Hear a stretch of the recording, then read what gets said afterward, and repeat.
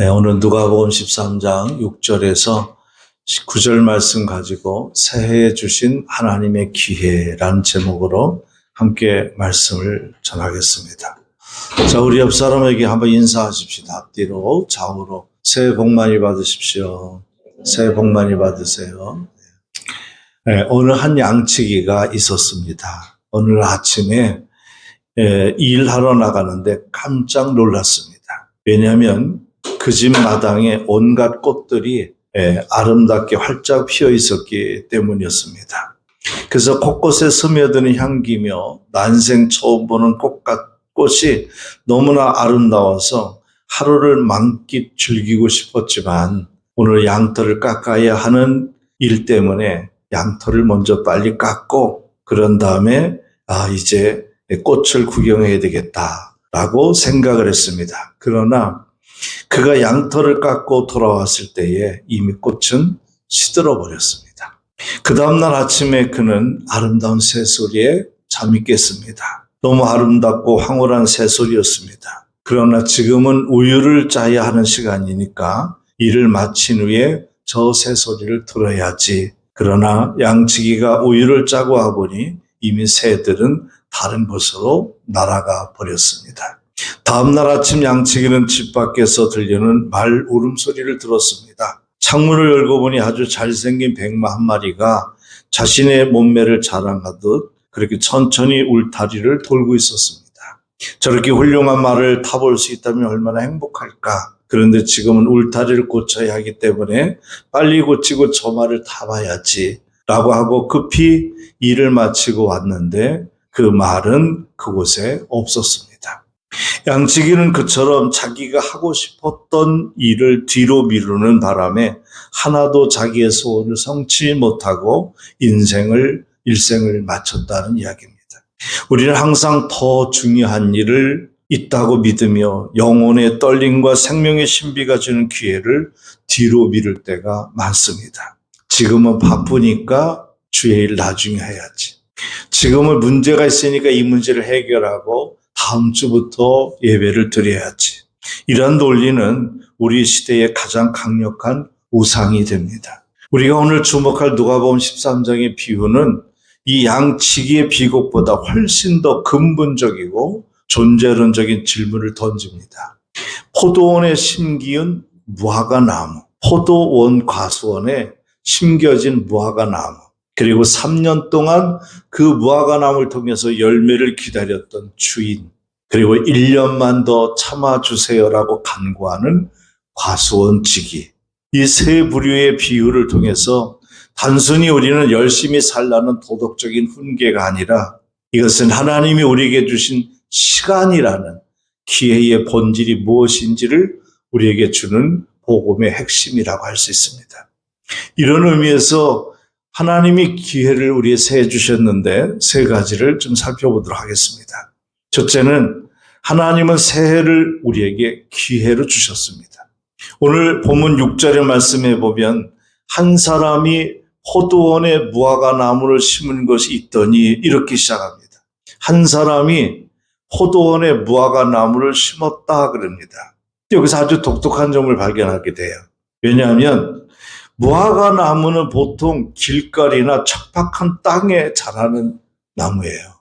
그래서 과수원처럼 이렇게 좋은 곳에서 기름진 곳에서 심겨진 무화과나무는 없어요. 이스라엘의 무화과나무는 팔레스타인의 무화과나무는 길거리 가면 있어요. 그냥 흔하게. 그리고 척박한 땅에 많이 자라는 그런 나무예요. 그런 곳에 잘 자라는 나무였단 말이죠. 그런데 주인이 이 무화과나무를 파서 포도원 안에 심었다는 거예요. 이것이 특권이자 특별한 선택이었습니다. 포도원은 관계시설이 잘 되어 있고 좋은 거름이 있고 그 다음에 울타리 보호받는 최상의 환경입니다. 복음은 우리가 하나님의 은혜를 받을 자격이 있어서 받은 것이 아니라고 말합니다. 내가 하나님의 사람이 될 수 있는 자격이 있어서 하나님의 자녀가 되고 천국 백성이 된 게 아니라는 거예요. 우리가 오늘 은혜를 받는 것도 내가 뭘 잘해서 은혜를 받는 것이 아니라 무화과나무가 포도원에 들어간 것은 전적으로 누구 은혜예요? 그렇죠. 주인. 과소한 주인의 은혜였단 말이에요. 그럼 내가 나된 것은 주님의 은혜이죠. 내가 오늘 2026년도를 맞이해서 새해의 문턱에서 이렇게 서 있다는 자체는 내가 작년에 잘 살았기 때문에 그것이 아니라 하나님의 은혜로 우리에겐 또 새해가 열렸다는 얘기입니다. 우리는 당연하게 내일 아침에 눈을 뜰 것이라고 생각하지만 사실 그것은 포도원이라는 은혜의 자리에 옮겨 심겨진 결과입니다. 지난 한 해에 지구촌 곳곳에서 들려오는 재난과 테러의 수많은 생명의 꺼짐을 우리는 봤습니다. 우리가 살아남은 것은 그 수많은 사건 속에서 지진과 또 땅꺼짐과 전쟁 속에서 또 병 걸려서 죽어가는 사람도 수없이 많았는데 그러한 삶 속에서 그러한 2025년도의 삶 속에서 우리가 살아남은 것은 그들보다 우리가 더 의롭기 때문일까요?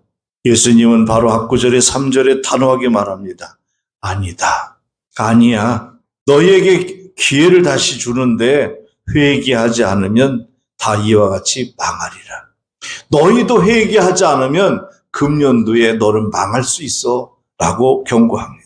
즉 우리가 오늘 이 자리에 있는 이유는 우리가 잘나서가 아니라 주님이 우리를 포도원에 심어두시고 열매를 또 기대하고 싶으셔서 우리가 이 자리에 새해에 또 있다는 것입니다. 하나님은 우리에게 단순한 생존을 주신 것이 아니라 사명의 기회를 주신 겁니다. 단순한 생명을 준 게 아니라 2026년도에 우리에게 너 서바이벌 생명을 줬어. 단순한 서바이벌 생명을 준 것이 아니라 우리에게 뭘 줬어요? 미션이라는 기회를 준 거예요. 사명자로 살아라. 너 금년도에 내가 한번 기회를 더 줄 테니까 정신 차리고 예배 잘 드리고 기도 생활하고 열심히 살아라. 하나님께서 우리에게 미션을 준 거예요. 그냥 살아 목숨이 붙어 있으니까 살아라 라는 것이 아니라 너 먹고 살기 위해서 서바이벌 하라라는 것이 아니라 미션을 준 거라고요. 기회를 줬어요. 그래서 하나님은 우리에게 새해에 기회를 주신 겁니다. 두 번째는 기회를 주신 새해에는 열매를 맺는 삶을 살아야 합니다. 주인은 3년 동안 열매를 구했습니다. 하지만 결과는 없었어요. 주인은 과원지기에게 말합니다. 자, 저 나무를 찍어버려. 땅만 버리게 되니까 찍어버려라. 라고 얘기합니다. 여기서 땅을 버린다는 헬라어의 말은 카타르게오라는 것인데 이 카타르게오라는 말은 무익하게 만들다, 에너지를 헛되이 소모하다라는 뜻입니다. 기회를 줬는데 열매를 맺지 못하니까 저는 무익한 존재다. 에너지만 헛되이 소모하는 자다라는 뜻이에요. 땅만 버린다. 예수님이 땅만 버린다. 하나님이 땅만 버린다라고 하니까 그 말은 저 사람은 정말 헛되이 산 사람이야. 저 사람은 에너지도 소모하는 헛된 삶을 살았어. 무익한 사람이야. 라고 그러니 버려. 라고 하셨다는 거예요. 이것은 우리 현대인의 실존을 정확히 꿰뚫은 표현입니다. 우리는 매우 바쁩니다. 얼마나 바쁜지 몰라요. 양치기처럼 털을 깎아야 되고 우유를 짜야 되고 울타리를 고쳐야 됩니다. 겉으로는 무화과 잎사귀가 무성하여 건강해 보이지만 그래서 사회적 지위도 있고 종교적 직분도 있고 화려한 경력도 있지만 하지만 하나님의 관점에서는 열매였습니다. 열매가 없다면 그 모든 활동은 하나님의 자원을 낭비하는 일에 불과했다는 거예요. 열매가 뭘까요? 열매란 무엇입니까? 우리 내면의 성품의 변화가 있어야 됩니다. 변하지 않으면 안 돼요. 변해야 사는 거예요. 죄인이 의인으로 변하여 천국 가는 겁니다. 게으른 사람이 부지런함으로 변하여 축복을 받는 겁니다. 내 완악한 마음이 고집이 잘못된 생각이 변해야 그 사람이 인생에 두루두루 행복하게 살 수 있어요. 타인을 향한 자기 희생적 사랑이 있어야 열매인 것입니다. 여러분 지난 한 해 동안 여러분의 영혼 속에 예수 그리스도를 닮은 온유함이 있었습니까? 아니면 여전히 내 이익이 침해당할 때 분노하고 남보다 앞서기 위해 시기하는 마음으로 가득 찼습니까? 교회 예배당 안에서 도취되어 있지만 실제의 삶의 현장에서는 예수와 함께 죽는 희생이 없다면 우리는 땅만 버리는 무화과 나무가 된 것입니다. 하나님은 우리가 얼마나 바쁘게 사느냐에 묻지 않으시고 얼마나 주님을 닮았느냐라는 것을 묻습니다. 하나님 우리가 바쁘게 사는 거를 관심 갖고 좋아하는 분이 아니라 얼마나 나를 닮았느냐라는 것을 좋아합니다. 마지막 세 번째, 하나님은 충분한 기회를 주십니다. 그러나 그 기회는 계속되는 것이 아닙니다. 이 비유의 절정은 과원지기의 대답에 있습니다. 8절에 보면 주인이여 금년에도 그대로 두소서 내가 파고 거름을 주리이다. 이 구절은 복음의 정수를 담고 있습니다. 공의의 원칙대로라면 어떻게 해야 돼요? 열매 없는 나무는 당장 찍어 불에 던져야 마땅합니다. 그것이 공평이에요. 그러나 과원지기는 자신의 수고를 담보로 1년의 유예를 구합니다. 내가 파고 거름을 줄 테니 주인님 1년만 더 참아주세요 라고 합니다. 여기서 과원지기는 바로 누구냐? 우리 주 예수 그리스도이십니다. 우리는 모두 집행유예 상태의 인생으로 살고 있는 거예요. 사실은 죄인인데 잠깐 그 죄의 값을 치르지 않고 그냥 자연대로 일반 생활을 하면서 살고 있어. 그게 집행유예거든요. 근데 거기에 동일한 또 다른 죄를 범하면 가중처벌로 더 큰 처벌을 받는 게, 그래서 우리는 하나님 앞에 용서받은 의인이에요. 완전한 의인이 아니라 용서받은 의인이기 때문에 우리는 집행유예의 삶을 살고 있기 때문에 잘 살아야 돼요. 우리가 2026년을 맞이할 수 있는 유일한 이유는 하나님의 공의로운 심판 앞에서 예수 그리스도께서 가로막으시고 아버지 1년만 더 참아주세요. 1년만 더 기회를 주세요. 그렇게 제가 제 피로 거름을 주고 제 생명으로 이들을 돌보겠습니다 라고 중보 때문에 우리가 살 수 있는 거예요. 우리가 새해를 맞이하며 나누는 복 많이 받으세요라는 덕담의 근거는 우리의 희생사항이 아니라 그리스도의 중보 사역입니다. 새해는 단순히 달력을 넘겨가는 시간이 아닙니다. 그것은 그리스도의 은혜가 만들어낸 자비의 공간에 우리가 살아가는 것이 새해의 시간입니다. 이 공간 안에서 우리는 다시 시작할 기회를 지금 얻은 것입니다. 하지만 기억하십시오. 과원지기는 무한한 방임을 약속하지 않고 9절에 그렇게 얘기합니다. 후일에 만일 열매가 열면 좋거니와 그렇지 않으면 찍어 버리소서.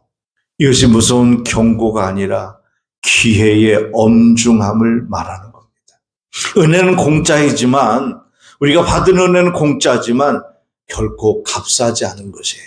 하나님의 인내를 우리의 방종을 위해 허가증으로 착각해서는 안 됩니다. 그렇다면 이 기회의 해에 우리는 어떻게 해야 될까? 결론적으로 세 가지를 말씀드리면, 첫째는 자기 중심성이라는 뿌리를 파내야 합니다. 가원지기는 땅을 파고 거름을 주겠습니다라고 했습니다. 뿌리의 근거에 딱딱한 흙을 파내야 영양분이 들어가거든요. 아무리 영양분을 넣어도 딱딱하면 영양분이 뿌리까지 들어가지를 못하잖아요. 우리 마음에 딱딱한 흙은 무엇일까요? 내 인생이 내 것이라는 교만. 내 인생은 내 거야. 엄마 아빠 창간하지 마세요. 당신이 뭔데 내 인생을 창간하? 우리는 그렇게 얘기합니다. 착각입니다. 내 인생은 내 것이 아니라 나를 창조하신 나의 주인이신 주님 것입니다. 그래서 내 인생은 내 것이라는 교만, 나중에 하겠다는 미움, 게으름이죠. 이 정도면 됐어, 괜찮아라는 자기 만족, 이게 자기 중심에 파내야 될 딱딱한 땅입니다. 이 뿌리를 말씀의 삽으로 파내셔야 됩니다. 둘째는 복음이라는 걸음을 받아들여야 됩니다. 열매는 노력으로 맺는 것이 아니라 붙어 있음으로 맺는 것입니다. 우리가 이것을 잘 알아야 됩니다. 자, 보세요. 열매는 어디에 맺습니까? 가지에 열매가 맺어요. 근데 가지가 노력함으로 열매를 맺는 게 아니라 가지가 줄기에 붙어 있음으로 열매를 맺는 거예요. 여러분의 노력으로 성공하는 것 같죠? 인생이 그렇지 않아요. 하나님 복의 근원 되신 주님께 붙어 있음으로 복을 받는 거예요. 이게 원리예요. 그래서 요한복음 15장에서 예수님은 내 안에 거하라라고 합니다. 내 안에 거하라. 만일 가지가 줄기에 붙어 있지 않으면 저절로 열매를 맺을 수 없나니 열매를 맺지 아니하는 나무다 찍어 불에 던지리라. 성경이 그렇게 얘기해요.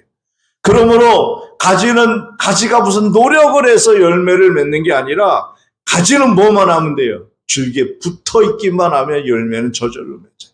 그래서 내 인생으로 복을 받는 게 아니라 내 노력으로 복 받는 게 아니라 하나님께 붙어 있음으로 하나님의 복을 받을 수 있다는 거예요. 할렐루야. 오늘 아멘들을 안 하네. 아멘을 안 하면 설교를 계속 해야 돼요. 이해를 못하나 생각하고.